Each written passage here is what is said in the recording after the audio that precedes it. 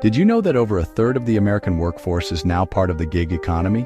That's tens of millions of people who have traded in the traditional office for a patchwork of side hustles, freelance gigs, and on-demand jobs. Millions are piecing together a living outside the traditional 9-to-5. For some, it's a choice, an opportunity to pursue passion projects or spend more time with family.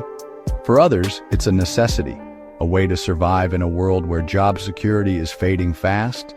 The world has changed. Steady jobs and pensions aren't the norm anymore. The safety nets that once caught our parents are full of holes, and the rules of work are being rewritten every day. People want freedom, flexibility, or just a way to make ends meet. The gig economy promises all of that, but it also comes with uncertainty and risk. I was there too, stuck, restless, and searching for something more. I wanted to break free from the monotony, to find work that actually fit my life instead of the other way around. The gig economy looked like an escape route, a chance to take back control. It was a way to bet on myself, to see if I could make it on my own terms. I dove in, not to get rich, but to work on my own terms and see what this new world was really about. I wanted to test the promises and see the reality behind the headlines. I wanted to experience the trade-offs, freedom versus security, flexibility versus chaos, independence versus isolation. Every gig came with its own set of challenges and surprises. My plan? Try as many gigs as possible, no job too small or strange. From food delivery to pet sitting, I wanted to see it all. I wasn't just chasing dollars, I was chasing experience and real stories. I wanted to understand what it truly means to hustle for every paycheck. I wanted to learn lessons you can't get from a textbook. The kind of wisdom that only comes from being out there, doing the work, and making mistakes. Meet the people, hear their stories, and see the reality behind the hype. These are the voices you don't always hear, the ones who make the gig economy run. This is my story, a look at the gig economy, stripped of the gloss. The exhaustion, the hustle, and the moments of doubt are all part of the journey. It's about the failures, the small victories, and the hard-won wisdom. Every day brings a new lesson, and sometimes a new setback. If you've ever wondered what it's really like to hustle for your paycheck, you're in the right place. Let's dive in and uncover what's really happening behind the scenes. The truth might surprise you. It's not always what you expect, and it's rarely as simple as it seems. Welcome to the real world of work, where every paycheck tells a story and every story matters. My first gig? Delivery driving. It seemed simple enough. Pick up food, drop it off, and get paid. I was drawn in by the promise of quick cash and the idea that I could set my own schedule, no questions asked.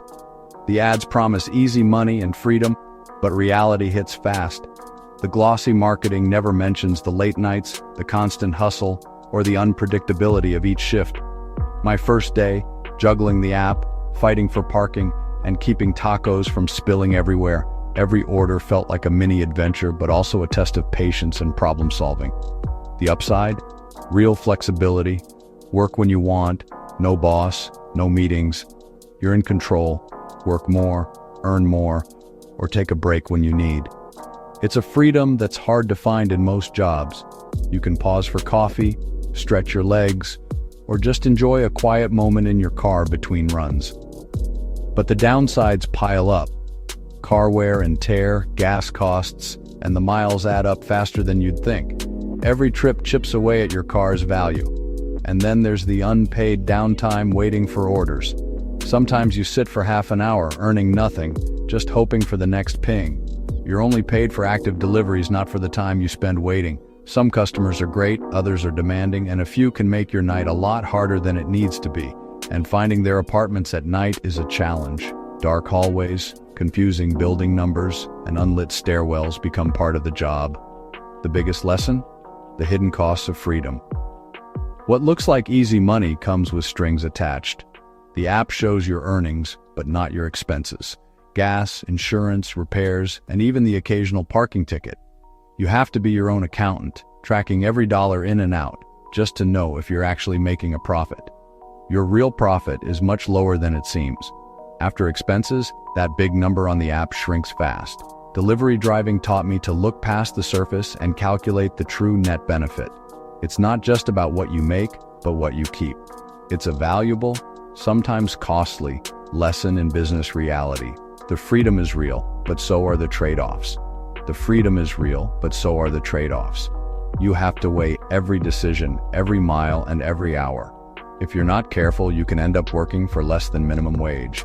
The numbers don't lie, and neither do the bills. Know your numbers before you hit the road. Delivery driving can be a great side hustle, but only if you treat it like a real business. Next up, pet sitting. It sounded perfect for an animal lover like me. My first gig, a golden retriever named Buddy, walks, fetch, and pure joy. The good, real connections with pets, decent pay, and sometimes a nice house to stay in, but not every pet is an angel. One cat saw me as the enemy, and an exotic bird had a sailor's vocabulary.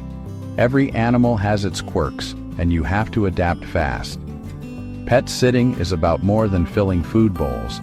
It's about responsibility and quick thinking. You're in charge of a living creature's well-being. You need patience, problem-solving skills, and a strong stomach for messes. The lesson? Even the cutest jobs come with serious duties. It's rewarding, but it's real work. If you're not ready for surprises, this gig isn't for you. Love animals? Be ready for anything. I tried online surveys. Get paid for your opinion from your couch. The appeal? No barrier to entry, total flexibility, and you can do it in your pajamas. But the pay is abysmal. 20 minutes for 50 cents if you're lucky. Worse, you're often disqualified after answering a bunch of questions, earning nothing. It's frustrating and feels like a waste of time. The lesson? Not all work is worth your time. Just because you can make money doesn't mean you should. Value your time and focus on gigs that offer real returns. Clicking boxes for pennies isn't a life hack, it's a dead end. Invest your energy where it counts. After surveys, I wanted a challenge, so I tried tutoring. My first student was struggling with algebra and confidence. The best part? Seeing the aha moment when things finally click. Tutoring is more than teaching facts. It's about building trust and breaking down barriers. It's rewarding, but it takes patience and empathy. You have to explain things in different ways and keep students motivated. The pressure is real. If they fail, you feel it too. But the skills you gain, communication, listening, adaptability, are priceless. Tutoring taught me that the best gigs teach you something you can use anywhere.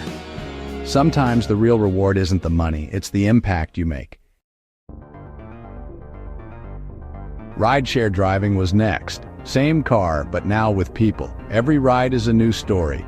Tourists, business calls, late-night partygoers. The best part? Meeting a cross-section of humanity and hearing their stories. But people are unpredictable. Some are rude, some get sick, some argue about routes. You need to set boundaries, stay professional, and handle surprises. The job is part driver, part therapist, part tour guide. The lesson? Customer service skills are essential, even when you're your own boss. Protect your well-being and your car. Rideshare is a crash course in people skills. Odd jobs, furniture assembly, yard work, moving couches, brought me back to basics. Every day was different. One day a handyman, the next a mover. The satisfaction? Seeing a finished project and a happy client. But you need to be handy, resourceful, and honest about your skills. Some jobs are harder than they sound, and the physical toll is real. You need your own tools and the ability to learn on the fly. The lesson?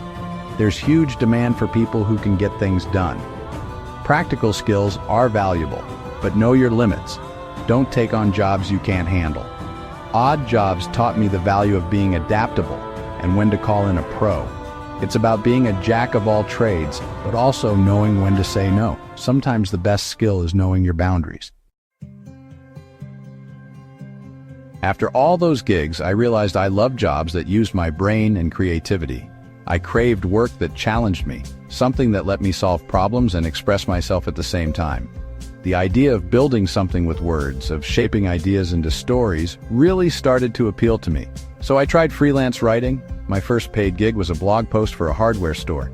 It wasn't glamorous, but it was a start. I remember the thrill of seeing my words published and the satisfaction of earning money from something I created. Suddenly, I could work anywhere, anytime with just my laptop.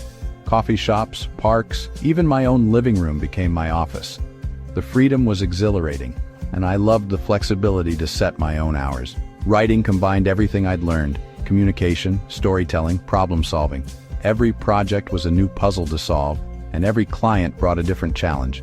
It wasn't easy. Finding clients meant lots of rejection and self-promotion. There were days when I doubted myself, wondering if I'd ever land enough work to make it sustainable. I had to be my own boss, marketer, and customer service rep. Juggling all those roles was overwhelming at first, but I learned to adapt and grow. But slowly, I built a client list and raised my rates. Each new project gave me more confidence, and I started to see real progress. The work became more consistent and rewarding. I began to feel proud of what I was building, and the feedback from clients kept me motivated. Writing was the perfect blend of autonomy, challenge, and financial potential. It gave me the chance to grow, both professionally and personally.